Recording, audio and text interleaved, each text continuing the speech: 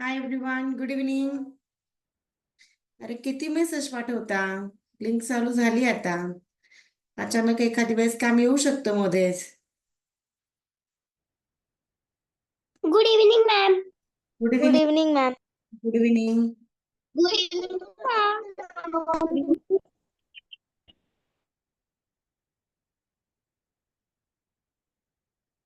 आवाज येतोय ना सर्वांना? हो मॅम. हो. स्क्रीन येतोय का? स्क्रीन येतोय सर्वांना? हो. हो. ओके. बरं, आज मराठीचं प्रकरण असेल आणि उद्या मात्र वेगळं प्रकरण असेल आपलं गणिताचं. गणित नाही, सॉरी, बुद्धिमत्ता घेऊयात उद्या.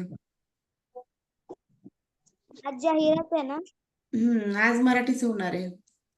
रविवारी 2 टेस्ट पाठवल्या जातील 25-25 मार्कांच्या. पृथ्वीराज लिंक चालू नाही झाली का? पृथ्वीराज चालू झाला, आलाय का इथे? आलाय पण.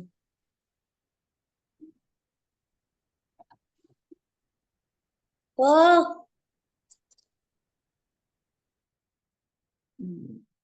काय करतात, बरेच जण मेसेज नाहीत पाहत. काय झालं, अचानक काम आलं मला थोडस.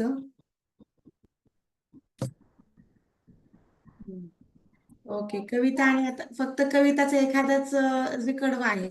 एखादी कविता पाहूयात आणि त्यानंतर शब्दांच्या रात्रीला सुरुवात करूयात.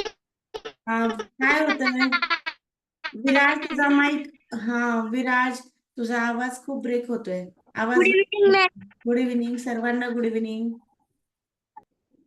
ओके. बरं, जाहिराती, बातम्या, उतारे, यावरचे आपण प्रश्न पाहिले. यामध्ये कोणाला काय अडचण होती का?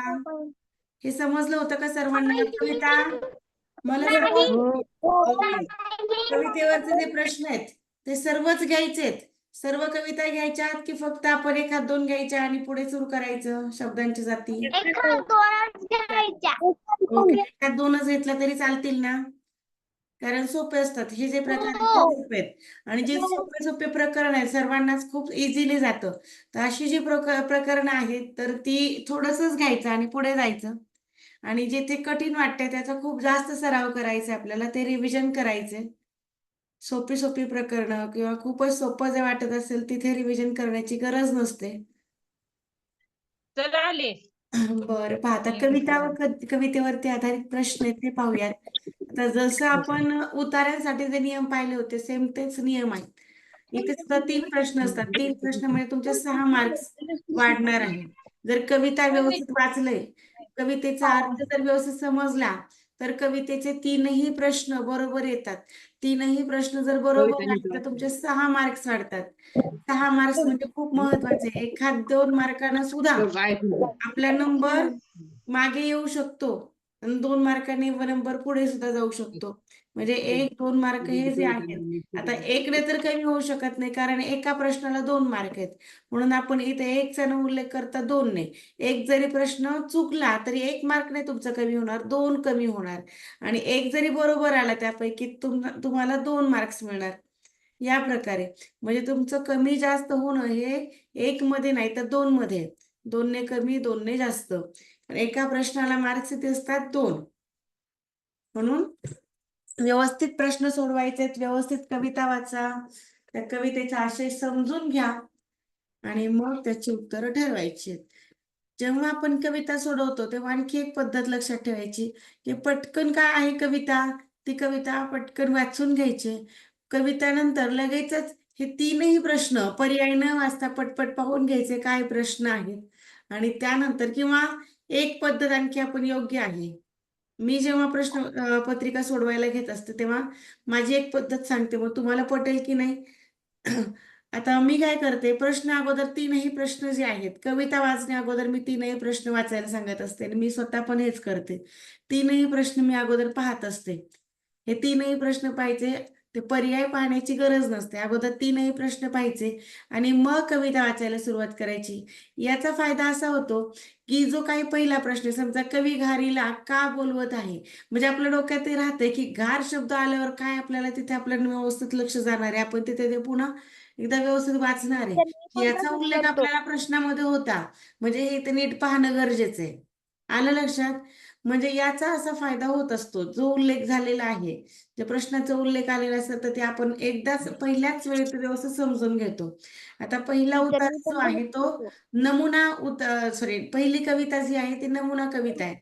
इथे तीनही प्रश्नांची उत्तरं सोडवून दिलेली आहेत, म्हणून आपण जाऊयात सरावासाठी जो आहे त्या सरावासाठी असणाऱ्या कवितेकडे.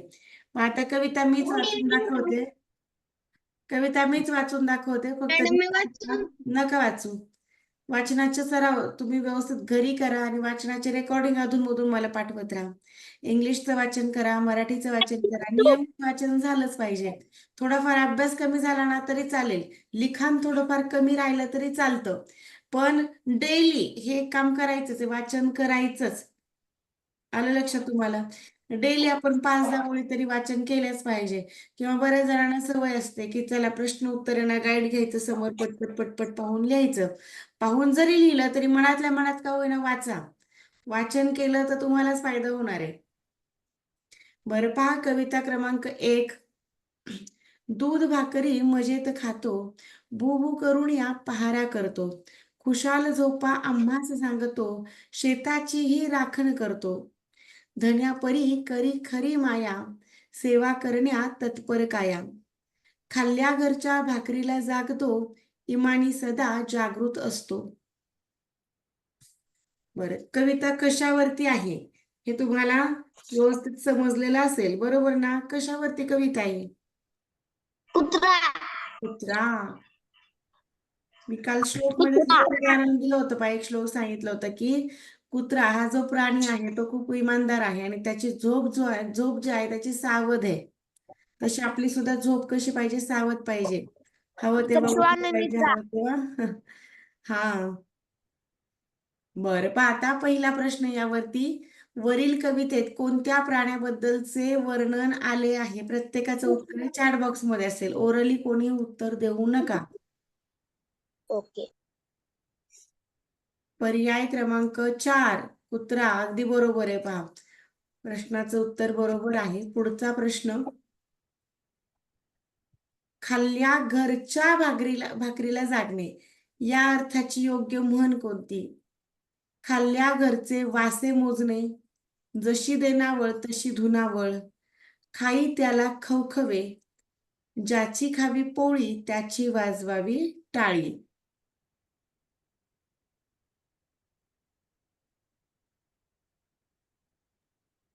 आवाज नाही येते टीचर. आता येतोय का? आता येतोय का? कुणालाच नाही आवाज येत? हो. आता येत असेल, पहा आवाज येत असेल. आवाज येत आहे. बरं, माझा आवाज क्लिअर येतोय का? थोडा घसा जे आहे तो थोडा बरा झालेला आहे. 3-4 दिवसांपासून खूप घसा बसलेला होता, आवाज व्यवस्थित येत नव्हता.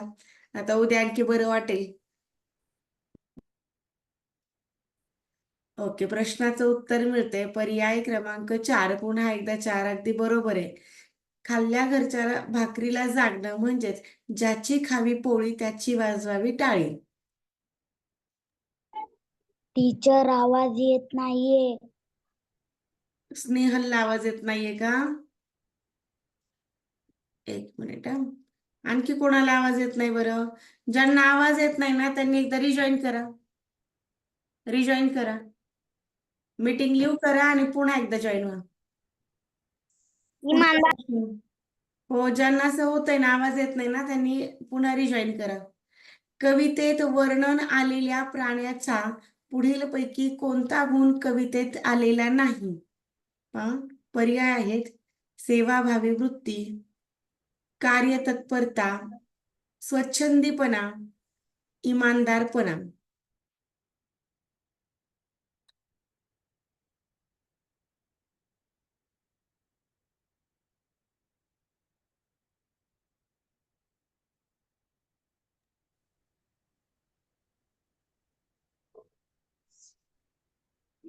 चला, प्रश्नाचं उत्तर मिळतंय पर्याय क्रमांक 3. अगदी बरोबर आहे. स्वच्छंदी नसतो. कुत्रा जो आहे तो स्वच्छंदी नाही, तर सेवाभावी वृत्ती, स्वच्छंदी असू शकतो तो, पण या कवितेमध्ये आलेला नाही. त्याची वृत्ती कशी आली? सेवाभावी आहे. कार्यतत्परता, त्याच्या कामामध्ये तो तत्पर असतो. इमानदारपणा, स्वच्छंदीपणा म्हणजे अगदी मनाला वाटेल तसं वागणारा. अशी कुत्री असतात पहा, मनाला वाटेल तेच करायचं, बाकीच्यांचं कोणाचं काय ऐकलेलं ऐकायचं नाही. पण जे पाळीव कुत्रे असतात ते खूप इमानदार असतात. ते धन्यासाठी म्हणजे मालकासाठी अगदी काही करायला तयार असतात. पर्याय क्रमांक 3. बरं, ही कविता समजली होती का? प्रश्न समजले?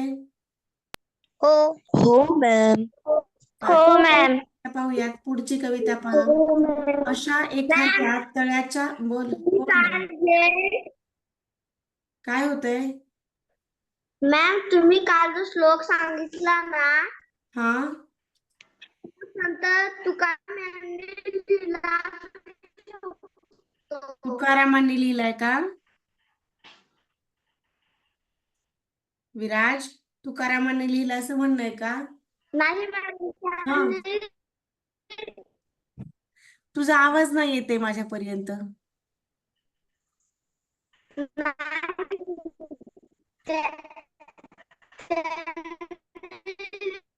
ऐक ना विराज, तुझा आवाज मला खूप ब्रेक होतोय. मला मला वाटलं तू चॅट बॉक्स सांग, काय म्हणायचंय ना तुला? बाकीच्यांना आवाज येतोय का विराजचा? मुलांच्या वृत्तीवर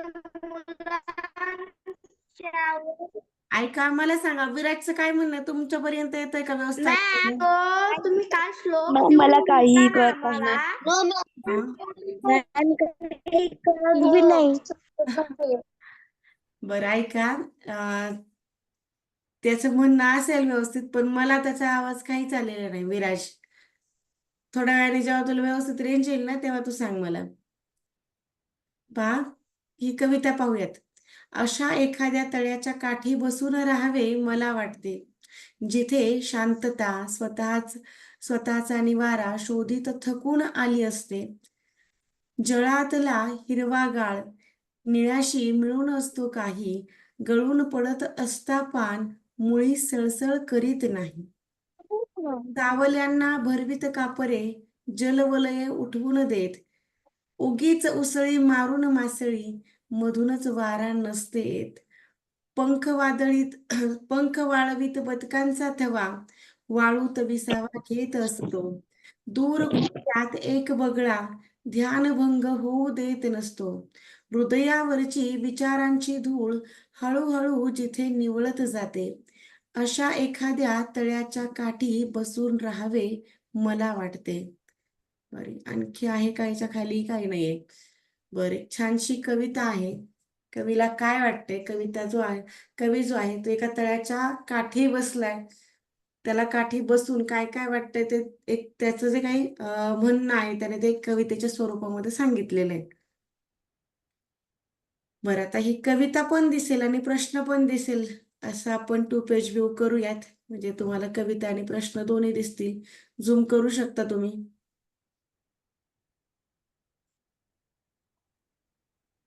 हा, जिथे तुम्हाला प्रश्न किंवा कविता झूम करून पाहिजे तिथे तुम्हाला झूम करून पाहता येते.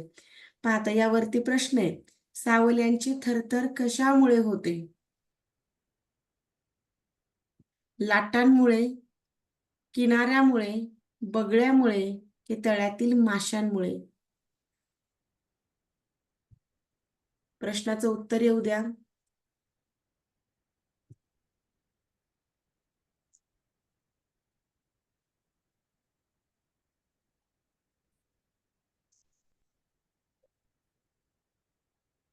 आणि तुम्ही एकमेकांमध्ये चॅटिंग नाही करायची हा. तू काय करतोय, हे काय करतेस, हे असल्या गप्पा नाही मारायच्या. फक्त प्रश्नांची उत्तरच मला चॅट बॉक्स मध्ये दिसली पाहिजेत.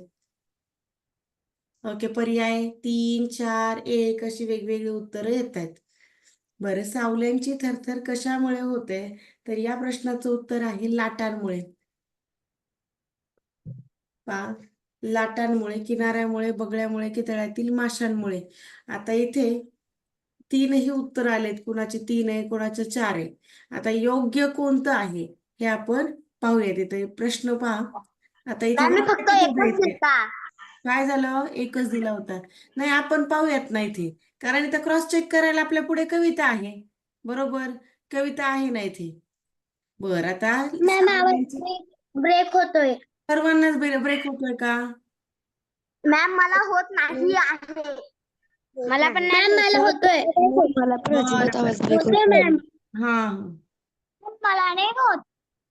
ऐका ना, ज्यांना मॅम मला ब्रेक होतोय. होतोय ना, ज्यांना आवाज ब्रेक होतोय त्यांनी काळजी करू नका. थोड्या वेळात तुम्हाला रेकॉर्डिंग मिळेल. त्या रेकॉर्डिंग मध्ये आवाज नाही ब्रेक होत. रेकॉर्डिंग व्यवस्थित असते. बर, आता इथे उल्लेख असेल ना, सावल्यांची थरथर कुठे दिसते पहा. सावल्यांची थरथर थरथर आहे का? सावल्यांना भरवित कापरे, जलवलये उठवून देत. उगीच उसळी मारून मासळी मधूनच वर नसते येत. आ,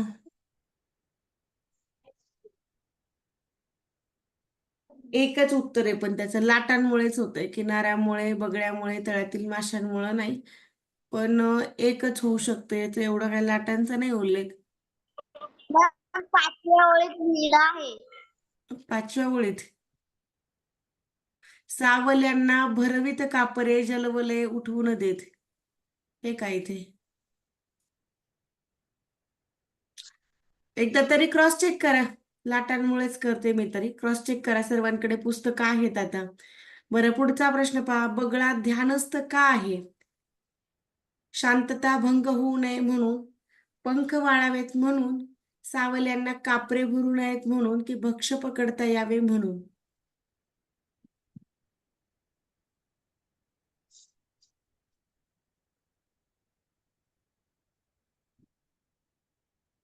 ओके, पर्याय क्रमांक 4 आणि 1. पुन्हा एकदा 2 पर्याय येत आहेत. आता मी तुम्हाला त्या श्लोक मधून सांगितलं होतं की बगळ्यासारखं ध्यान असावं. बगळा ध्यान इतकं धरतो, ध्यानस्थ होतो, एखादा स्टॅच्यू सारखा तो वाटू लागतो. म्हणजे तो भक्ष पकडण्यासाठी असतो पहा. अचानक अटॅक करतो तो. असं वाटतं की एखादा काहीतरी आहे, किंवा आपण सुद्धा इतकं स्थिर नाही उभं राहू शकत. एवढा स्थिर, किंवा एखादा निर्जीव निर्जीव जो आहे तो स्थिर राहू शकतो. जसं काही निर्जीवच काहीतरी आहे, फक्त एखादा पुतळाच आहे असं वाटायला लागतं. आणि अचानक त्याच्या समोर जेव्हा एखादा मासा येईल, त्याच्या पकडण्यासाठी भक्ष्य म्हणून तो येत असतो, तर तो अचानक अटॅक करतो आणि तो पकडतो. एवढं तो ध्यानस्थ असतो. ध्यान कुठे? ध्यान तुझं दुसरीकडे नसतं, त्याचं कुठे असतं? माशांकडे, त्या पक्षाकडे असतं. पुढचा प्रश्न पहा. कवीला तळ्याकाठी बसून राहावेसे वाटत होते कारण? पहा, काय कारण आहे? मासे मिळणार होते. क्रमांक 2, मनावरची विचारांची धूळ निवळणार होती. त्यानंतर बगड्याला भक्ष पकडताना पाहायचे होते, की उसळी मारणारे मासे पाहायचे होते. मॅम उत्तर 2. हम्म उत्तर ऑप्शन नंबर 2. Option number 2. मनावरची विचारांची धूळ निवळणार होती. जेव्हा खूप मनामध्ये विचार असतात, तेव्हा माणसाला थोडासा एकांत असायला हवा असतो.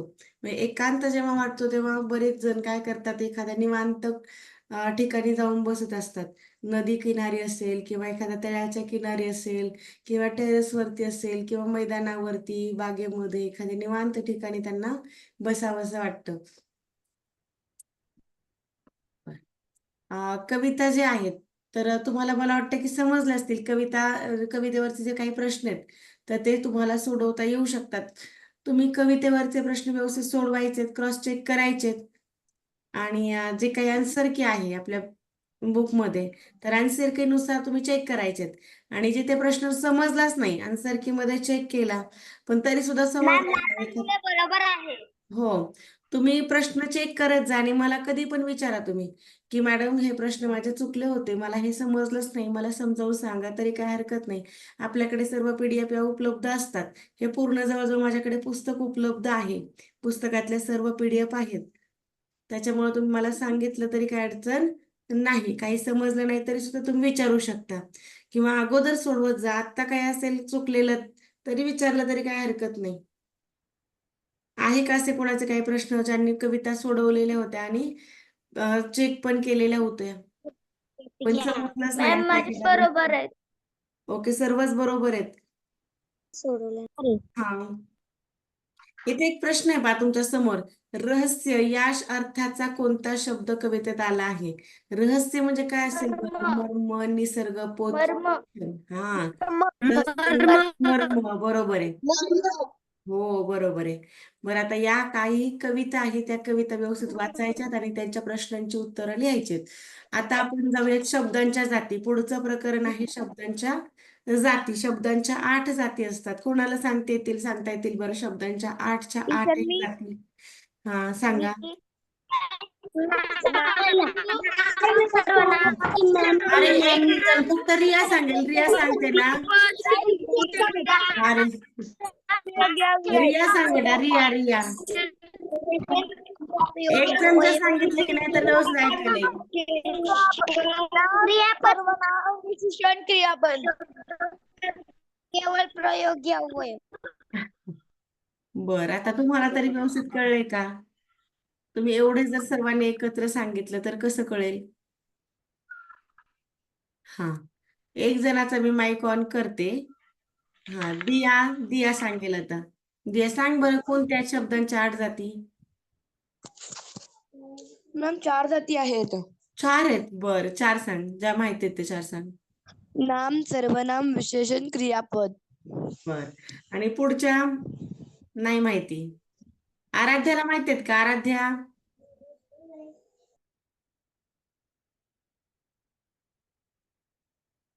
देवराज, देवराजला माहिती आहेत का? शब्दांच्या 8 जाती असतात. ओके, विराजला माहिती आहे. विराज सांगा. मॅम, नाम, सर्वनाम, विशेषण, क्रियापद, क्रिया विशेषण, शब्दयोगी अव्यय, हा, उभयान्वयी अव्यय. उभययोगी अव्यय. हा, मी सांगू? आणि आणखी एक सांगायचं. एक मिनिट हा. आणखी एक कोणतं बरं सांग. कुणाल, कुणाल सांगतोय. कुणालचा माईक ऑन आहे. कुणाल, माईक ऑन करा कुणाल.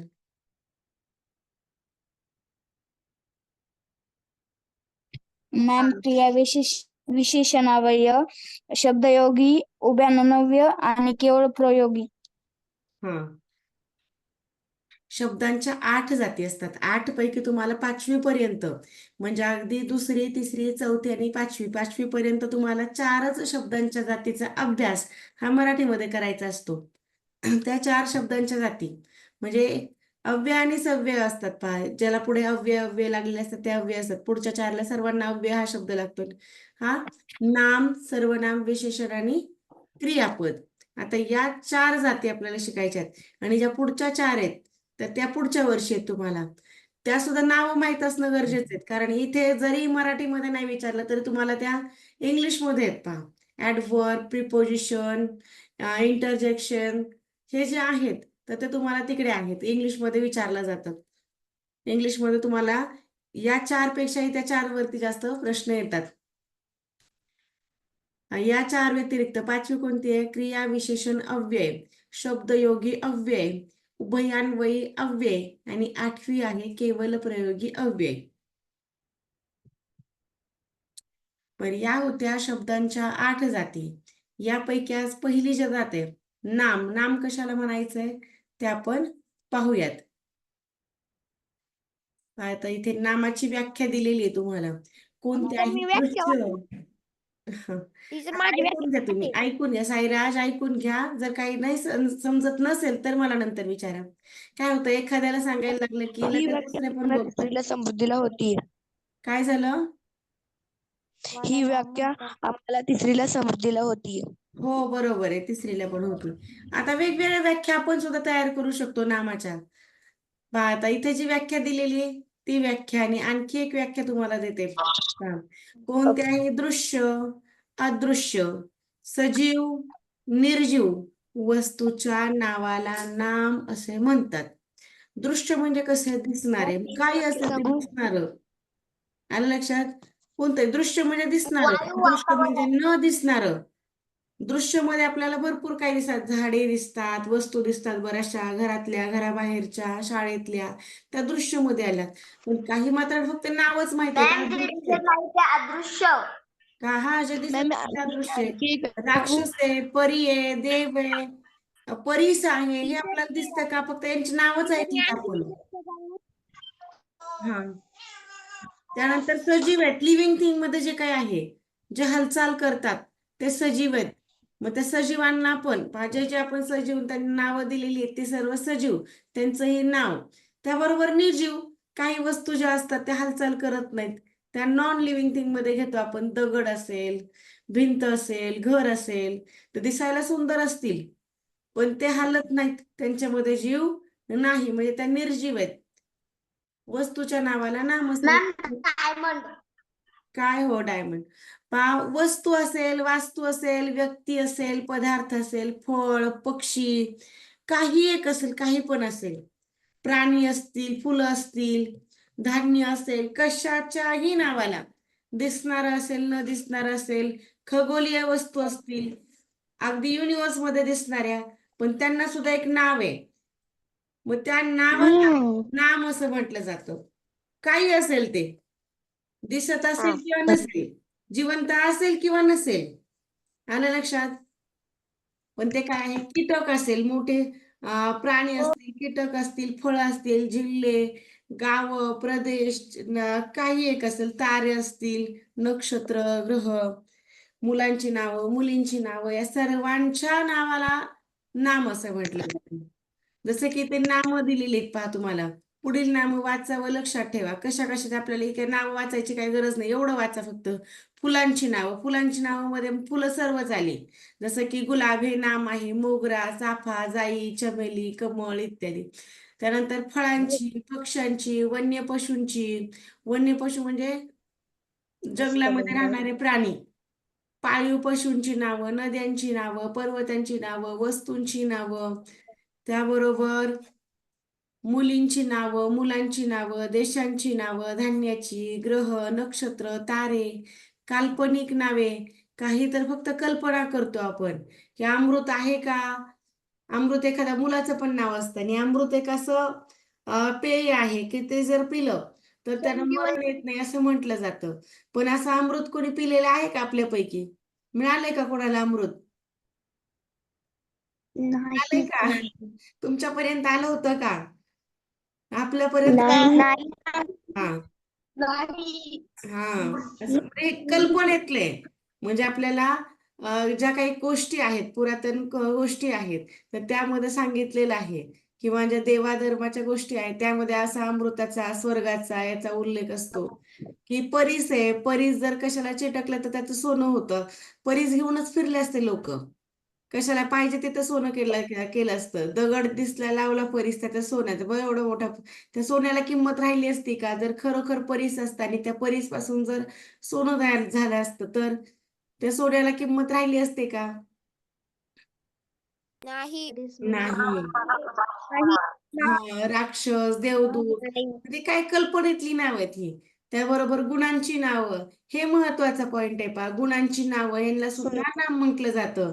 जसं की गुणांची नावं जी आहेत ती मॅम विशेषणापासून आज तयार आमच्या झालेली वर्गात असतात. नामकरण सत्यता, आदळपणा, शौर्यनम्रता. ह्या गुणांची नावं जी आहेत ती विशेषणांपासून आलेली असतात. सुंदरता, म्हणजे सुंदर पासून सुंदरता होतं, सुंदर विशेषण आहे तर त्यापासून सुंदरता, त्याला भाववाचक नाम म्हटलं जातात. पुढे नामाचे प्रकार असतात वेगवेगळे. स्वच्छ पासून स्वच्छता, दयाळू पासून दयाळूपणा, शूर पासून शौर्य, नम्रता, औदार्य, अशी ही सुद्धा नामं आहेत. त्याबरोबर मनाची जी स्थिती आहे, आनंद झाला म्हणतो आज मला खूप आनंद झालाय, म्हणजे मनाची स्थिती आहे. बोला. परीस म्हणजे काय मॅडम? परीस म्हणजे एक काल्पनिक असा दगडच आहे एक प्रकारचा, की जर तो कशाला चिकटला किंवा त्या एखाद्या दगडाला जर दुसऱ्या लावला, कशाला लावला वस्तूला, तर त्याचा सोनं तयार होत असं म्हटलं जातं. परीस एक काल्पनिक दगड आहे. आलं लक्षात तुम्हाला परीस काय आहे?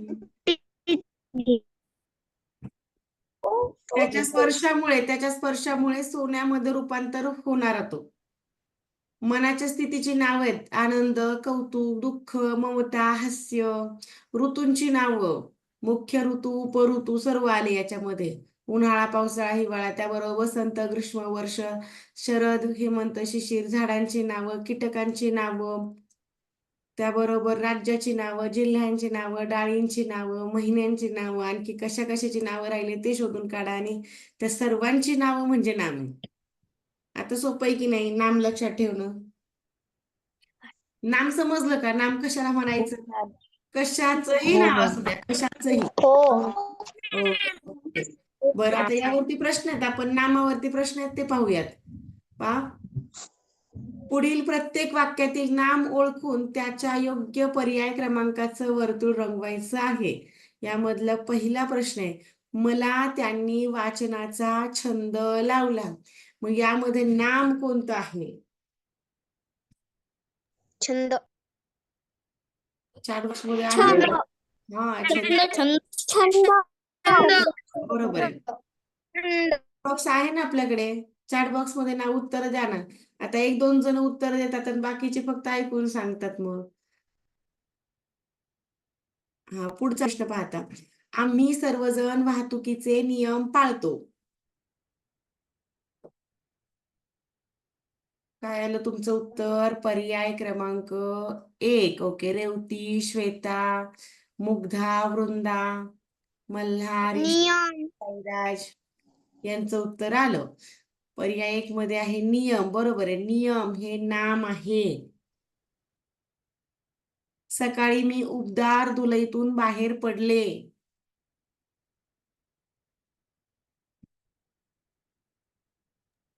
टीचर दुलई म्हणजे दुलई म्हणजे पांघरुण आहे. आपण रात्री झोपल्यावर ते घेतो की नाही ब्लँकेट, ते पांघरुण आहे. थंडीमध्ये टीचर बोल ना. क्रमांक दुलई. ब्लँकेट, हो दुलई, ब्लँकेटलाच म्हटलं जातं दुलई. बरोबर आहे. क्रमांक. हा, पुढचा प्रश्न क्रमांक 4. ते दररोज सकाळी उठल्यावर ईश्वराचे चिंतन करतात. 4चं 4 म्हणणं आहे. अगदी बरोबर आहे, चिंतन. बरोबर आहे. पुढचा प्रश्न, शमशेर बहाद्दर, श्रीमंत, चक्रमादित्य महाराजांचा जय जयकार असू द्या असो. हा छानसा धडा आहे, पहा तुम्हाला 5वीलाच आहे. काय नाव आहे पहा, आपल्याकडे याचा व्हिडिओ पण आहे. सयाजीराव गायकवाड. सयाजीराव. श्रीमंत. धड्याचं नाव काय आहे बरं त्या? चौथीला या धड्याचे नाव गुणग्राहक राजा आहे. हा, हो. गुणग्राहक राजा. बरोबर आहे. टीचर ते चौथीला धडा आहे. ते नाहीये त्याच्यामध्ये, ते शेवटचा धडा आहे पहा. एक मराठीच्या याच्यामध्ये आहे, काय नाव आहे मला आठवलं सांगते तुम्हाला. छान, एक खूप मॅम गुणग्राहक राजा. काय, गुणग्राहक राजा नाहीये ते, नाटक आहे, कॉमेडी नाटक आहे. त्यामध्ये आहे चक्रमादित्य. तुम्हाला पुढे आहे पहा, वाटल्यास मी तुम्हाला आज आपल्या ग्रुपवरती पाठवते, खूप छान आहे. आमचा व्हिडिओ आहे त्यावरती. हो, पाठवा. पाहायला सुद्धा छान आहे. ओके, पर्याय क्रमांक 2. तुमचा पर्याय क्रमांक 2 येते, आपण चेक हे करूयात. शमशेर बहाद्दर. बरं, आता इतरांचा वेगळा सुद्धा आला, जय जयकार, शमशेर बहाद्दर. शमशेर बहाद्दर हे बरोबर आहे. घ्या पुढचा प्रश्न. पुढील प्रत्येक प्रश्नात दिलेल्या पर्यायापैकी नाम असणारा पर्याय निवडायचा आहे. आता यामध्ये क्रमांक 1, उतारा, हसरा, बोलका आणि बावरा. काय आहे?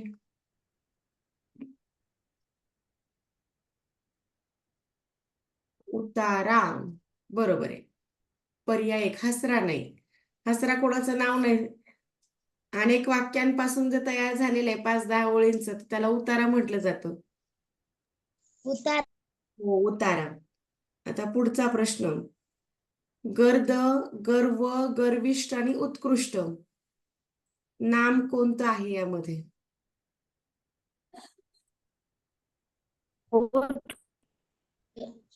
उत्कृष्ट उत्कृष्ट. उत्कृष्ट नाही, गर्व. उत्कृष्ट हे विशेषण आहे. विशेषणापासून नाम तयार होऊ शकतं, पण ते पूर्णपणे विशेषण आहे. उत्कृष्ट असं नाव नसतं कोणाचं. गर्व हा, आता पुढचा प्रश्न पहा. प्रश्न क्रमांक 3. भीती, भित्रा, डरपोक आणि प्रेमळ.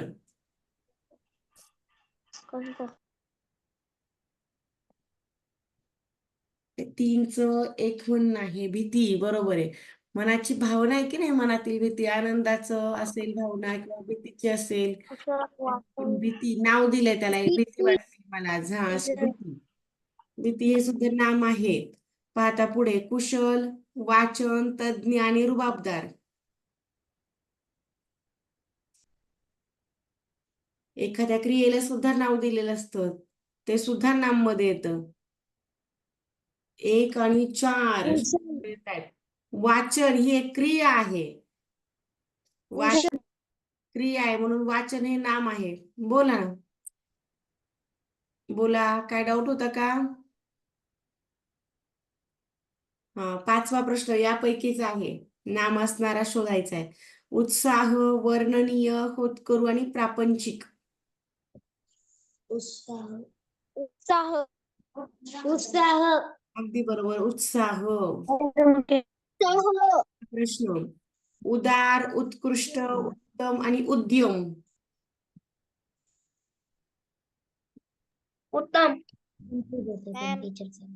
उत्कृष्ट उत्कृष्ट आता सांगितलं मी तुम्हाला, विशेषण आहे. उत्कृष्ट हे विशेषण आहे. उद्यम म्हणजे उद्योग असतो. उद्यम, उद्यम, उद्योग काय, बोला. व्यवसाय, उद्योग, याला उद्यम म्हटलं जातं. हा, बोला, काय होतंय? डाऊट होता का? मॅडम हा, कोमल, डाऊट होता का? मॅडम उत्तम हे पण नाव आहे. हो, बरोबर आहे, पण उत्तम हे विशेषण सुद्धा आहे. आता जर इथं पर्याय वेगळा नसता, उद्यम नसतं, तर उत्तम घ्यावं लागलं असतं. पण उत्तम हे इतर जे आहेत, उदार, उदार हे पण विशेषणाच्या गटामध्ये. उत्कृष्ट, उत्कृष्ट हे सुद्धा विशेषण आहे. उत्तम, आज उत्तम चहा बनवला किंवा उत्तम स्वयंपाक बनवला, असं जे आहे उत्तम म्हणजे विशेषण म्हणून आलेलं असतं. इतर मुलांच्या नावांमध्ये असं आहे, उत्तम नाव सुद्धा असू शकतं, पण इथं उद्यम आलेलं आहे. उद्यम म्हणजे उद्योग. तिघांचा गट एकत्र झाला आणि इथे वेगळं एक आलेलं आहे, यांच्यामध्ये वेगळे पण आहे. मग असेच प्रश्न तुम्हाला फसवा येऊ शकतात. आपण खूप सोपं सोपं म्हणून सोडून देतो आणि ते सोपं जे आहे ते आपलं चुकून बसतं. अरे, फक्त 1.5 मिनिट राहिलेलं आहे पहा. आज जेवढे प्रश्न होतील तेवढे पाहूयात. पर उद्या जे आहे ना, मराठीच कंटिन्यू करायचंय का घ्यायचंय? मला वाटतं हेच कंटिन्यू करावं आपण. काय करायचं? मराठी कंटिन्यू चालतंय? मराठी शब्द घ्या. हो, चालेल. थोडंसं सोपं पण वाटेल सर्वांना. पहा, पुढील प्रत्येक नको मॅडम, हे पूर्ण करून हे शब्दांच्या जाती कंप्लीट करू आणि नवोदय सुरू करू आता. पुढील प्रत्येक दिलेल्या पर्यायांपैकी नाम नसणारा पर्याय निवडा. अडचण, वैयक्तिक, मेहनत आणि पदार्थ. एवढा शेवटचा प्रश्न पाहू आणि थांबू आपण. शेवटचा 1 मिनिट राहिलाय फक्त. पर्याय क्रमांक 2. नाम नसणारा, तर वैयक्तिक हे काय कोणाचं नाम नाही, नाव नसतं. बरं, आणखी एक होऊ शकतो आपला शेवटचा. समुद्र, मासा, मीठ आणि खारट. खारट अगदी बरोबर. खारट खारट विशेषण झालं. समुद्र, मासा आणि यांना नावं आहेत, नाम आहेत ती. खारट, खारट मात्र काय असं कोणाचं नाव नसतं. ओके, थांबूयात आपण. Okay, bye. Good night. Taste